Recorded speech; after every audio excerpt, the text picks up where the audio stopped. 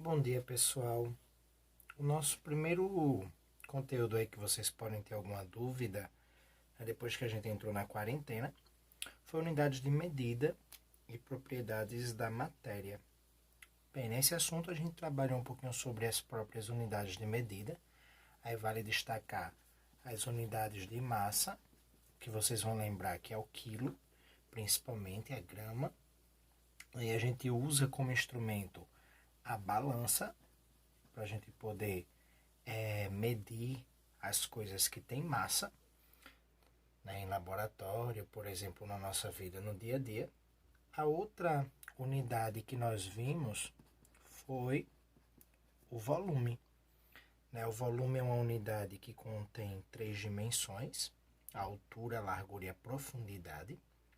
E a gente usa como unidade de medida o centímetro cúbico e o litro. São as principais no Sistema Internacional de Medidas, que a gente chama de SI. Né?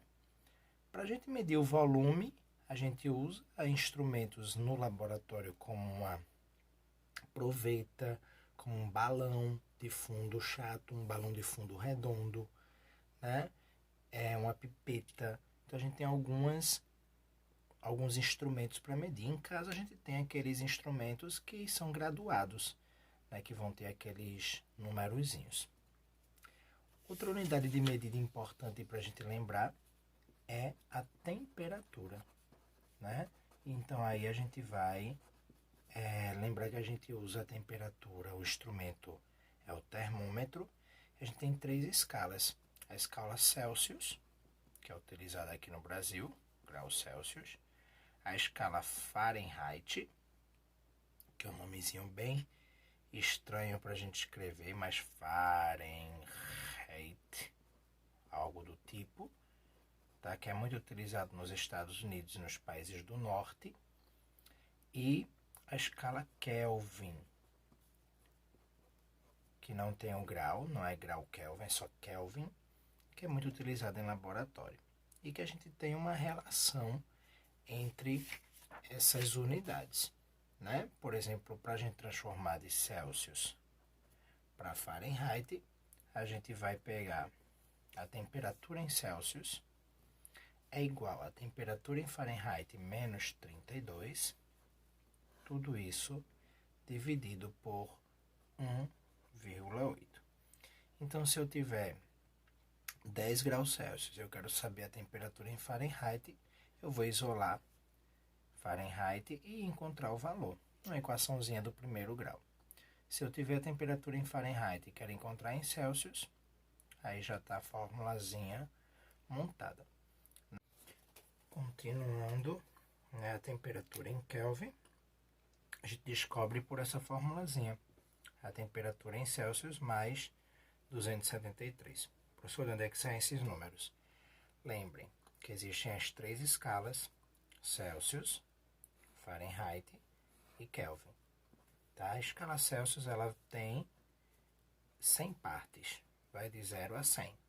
Né? Então, a gente chama de uma escala centígrada. A escala Fahrenheit ela não tem 100 partes, ela tem 180 partes. Né? 180 partes.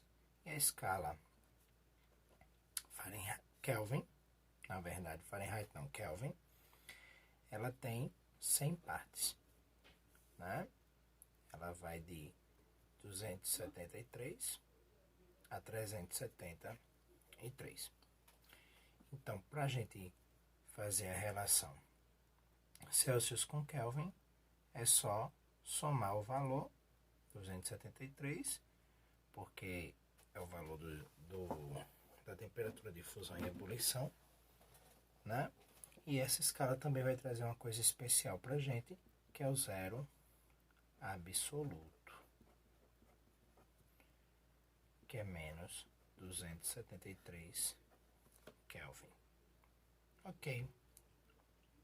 Uma outra coisa importante para a gente lembrar nesse conteúdo é a questão de exatidão, precisão e erro. São três conceitos importantes quando a gente está fazendo cálculos químicos, né, que a gente chama essa área da química de química quantitativa.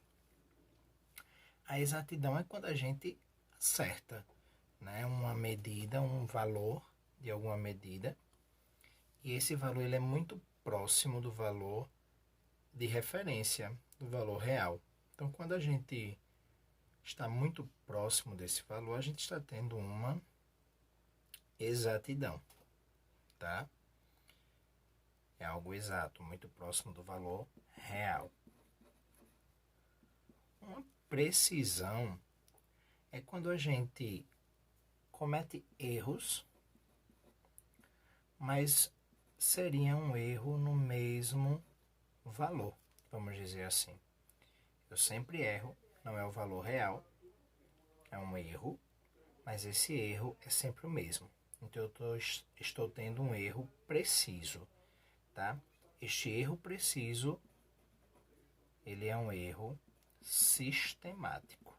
Quando eu faço erros sistemáticos, eu tenho uma certa precisão. Mas eu posso ter também erros aleatórios, né, que eu não acerto o valor praticamente nunca. Então, esses dados são muito importantes no cálculo químico. Nesse assunto também, a gente falou um pouquinho sobre matéria e energia. Dentro de matéria e energia, falamos um pouco sobre combustão e sobre as propriedades da matéria, que podem ser propriedades físicas e propriedades químicas. As propriedades físicas da matéria são aquelas que a gente observa, tá? Ou mede sem que ocorra nenhuma modificação na composição da matéria. Já as químicas há uma mudança na composição. Aí a gente vai para aquele gráficozinho de sólido, líquido, gasoso. A passagem de uma substância de um estado físico para o outro são propriedades físicas, tá? O sólido, quando ele passa para o líquido, a gente chama isso de fusão. Fundir um material é derreter ele, tá? Então, de sólido para líquido, fusão. Quando a temperatura continua aumentando, tá? A gente vai ter a passagem da substância do estado líquido para o gasoso, que a gente chama de vaporização. Essa vaporização pode ser de três tipos: de uma forma lenta, de uma forma rápida ou de uma forma imediata. A passagem lenta a gente chama de evaporação, a rápida de ebulição e a imediata de calefação. Ainda pode acontecer que o sólido passe diretamente para o estado gasoso com esse aumento de temperatura, que a gente chama de sublimação. Tá? Um exemplo de fusão seria o gelo derretendo, virando água líquida. Uma peça de ouro, né, uma barra de ouro sendo derretida para depois ser feito um outro material. Um exemplo de vaporização lenta, a água num copo sendo deixada durante alguns dias. Rápida, a água no fogão começa a ebulir. Imediata, quando a gente joga, por exemplo, gotinhas de água numa panela quente, né, numa frigideira quente. A água dá uns pulinhos e vai embora. A passagem do sólido para o gasoso, no aumento de temperatura, a gente poderia ter aí o gelo seco, né, que causa a sublimação. A gente pode ter também o gelo da geladeira, né? Quando a gente abre a porta do congelador, sai aquela fumaceira toda, né? O estado sólido passa diretamente para o gasoso. Se essa temperatura diminui, acontece o contrário. O gás, o vapor, passa para o estado líquido num processo chamado de liquefação. ou condensação. O estado líquido para o sólido, a gente vai chamar de solidificação. Um exemplo de liquefação seria a formação, né, de gotículas na tampa da panela. A água evapora, se encontra na tampa da panela e vira líquido novamente. Liquefação. Colocar um copo com água gelada, né? O vapor de água que está no ambiente bate na superfície gelada e se liquefaz. Tá? Solidificação, a água líquida virando gelo no congelador. Mas há também a passagem direta do vapor para o sólido com a temperatura diminuindo, que a gente também chama de sublimação. Ou, para alguns, ressublimação. Ok? Então, são essas mudanças de estado físico. Com isso, a gente pode montar uma curva chamada curva de aquecimento. A gente vai ter um gráfico, que nem lá na matemática, com eixo X. Nesse eixo X, a gente vai ter o tempo passando, e no eixo Y, nós vamos ter a temperatura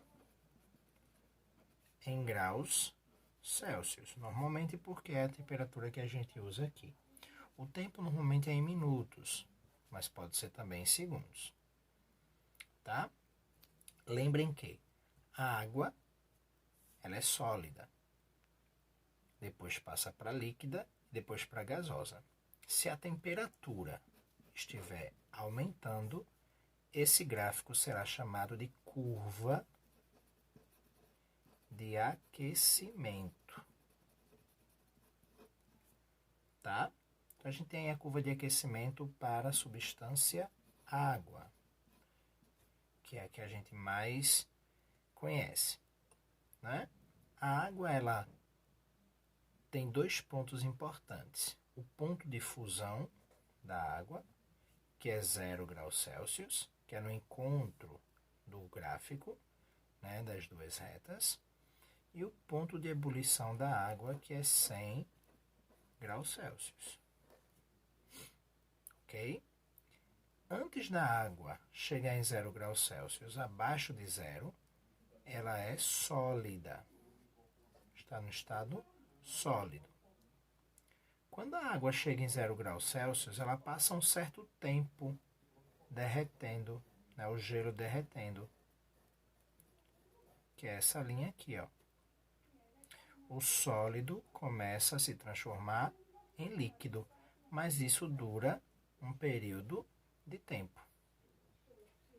Num certo período de tempo, ela passa a ficar totalmente líquida, estado líquido. Quando ela atinge o ponto de 100 graus Celsius, esse líquido começa a virar gasoso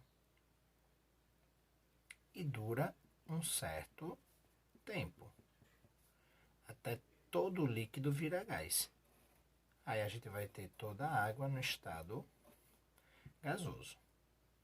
Então, se eu perguntar a vocês que temperaturas a gente tem aí uma água em dois estados, vai ser no ponto de ebulição, que é 100 graus, ela está em dois estados, e no ponto de fusão, tá? Outra coisa, se eu perguntar a vocês que temperaturas essa água vai estar no estado líquido, é entre 0 graus e 100 graus. Que temperaturas ela vai estar no estado gasoso? Acima de 100 graus.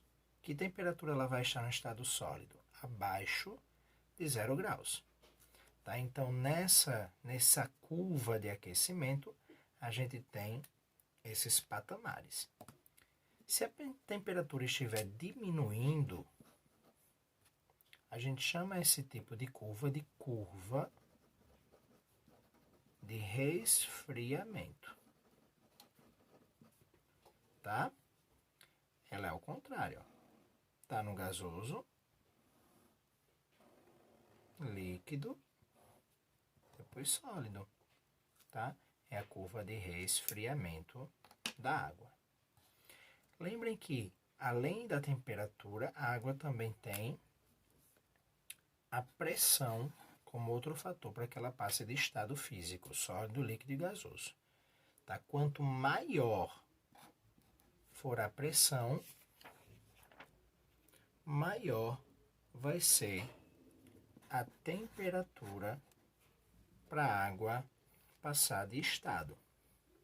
Por exemplo, aqui na nossa região, a água entra em ebulição em 100 graus Celsius. A pressão aqui é uma pressão alta, tá? De 1 atm. Mas, por exemplo, em cima de uma montanha a pressão é menor. Lá a água entra em ebulição em 82 graus Celsius, por exemplo. Então, quanto maior a pressão, maior será a temperatura.